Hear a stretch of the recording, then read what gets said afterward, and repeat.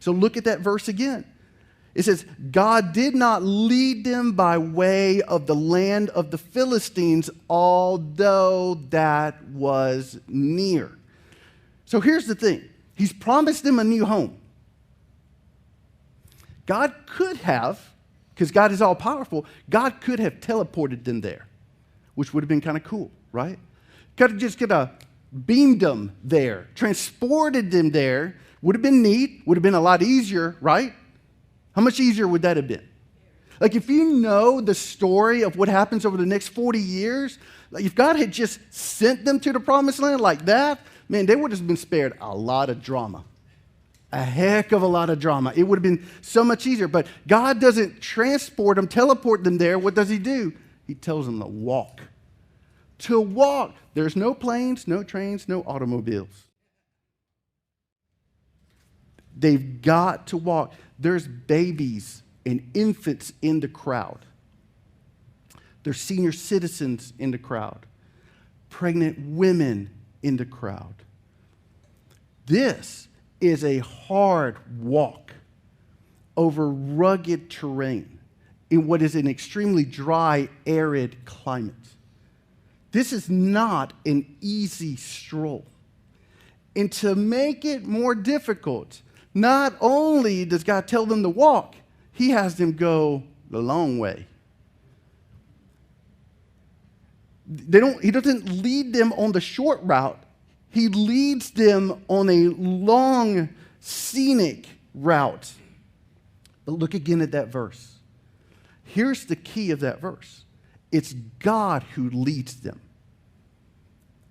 God is leading them. He is leading them through what is going to be a very long and a very challenging journey. And that, folks, is what it means that God is with us. It means that he is going to lead us in what is going to be a very challenging and a very long journey. It's the kind of journey that's going to require strong faith of God's people, and it's going to require much faithfulness of God's people.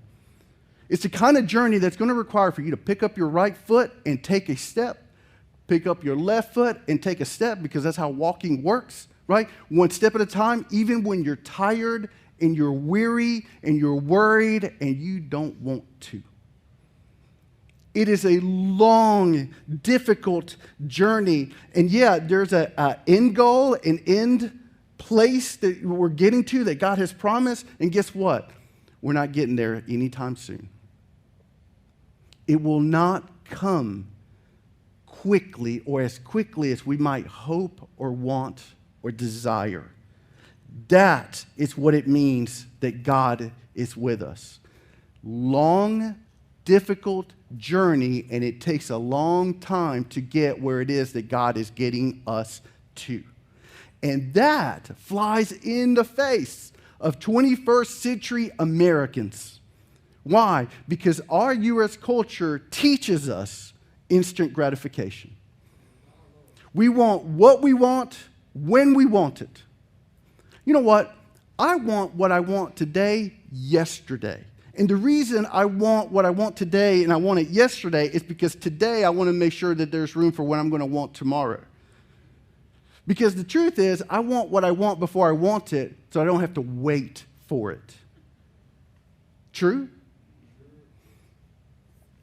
So, again, I didn't ask for permission today, but I will use my eldest daughter as an example here. So when Edie, who's now 11, when she was 2 years old, one day she comes into the kitchen, and I'm there, and she says, "Daddy, can I have a blueberry popsicle?"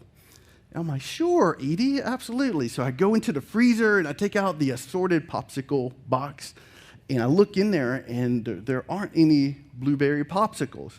So I took out what is my favorite. I took out a pineapple one. I said, "Edie, there's no blueberry popsicles, but here's a pineapple one." And Edie tears out of the kitchen, screaming, hands flying all up in the air like a mad, crazy person, screaming. And this is what she said, "Dreams don't come true." She had a dream, a desire, a vision for her life, right? I want my blueberry popsicle, and I want it now, and anything other than me getting what I want when I want it is unsatisfactory. She couldn't wait for me to go to the store, buy one. Oh no, she wanted what she wanted when she wanted it, and anything else was unacceptable. God is with us. That God is with us means that God is at work in us to free us from our inordinate desire for instant gratification and to replace that with patience and contentedness. See, that sounds a little different than normally how we hear God is with us, doesn't it? But here's the truth. God is with us means that God is with us in the sense that he's at work in us to free us from our inordinate desire for instant gratification and to replace that with patience and contentedness. God is with us means God is teaching us patience. God is with us means that God is trying to teach you to be okay with what he has given to you, to be okay with what he gives you when he gives it, and to be okay with what he does not give you. God is with us means that you learn to trust God's will and God's timing. God's with us means that you learn that it's better that God is with us, that is better than anything that God can give us. God is with us is better than what God can give us. So I think we do need to evaluate our hearts, don't we? I mean, a question that I think everyone in the room, everyone watching needs to think through is, do we like the idea of God is with us only because of what he's promised to give us? Or is just God with us? Is that good enough? Is that sufficient? Is that more than okay? Am I okay with what he gives when he gives it, and I'm okay with what he doesn't? Like even when God makes us a promise that he's going to give us something good, to just learn to wait for when he gives it. And not saying dreams don't come true. To the one who cares more about what the good dreams are for our life than even we do.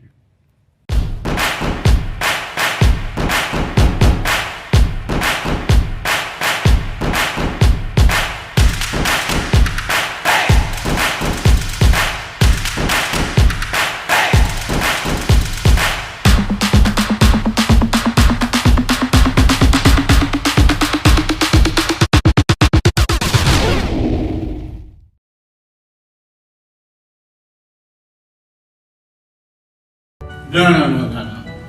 We have to do this with passion.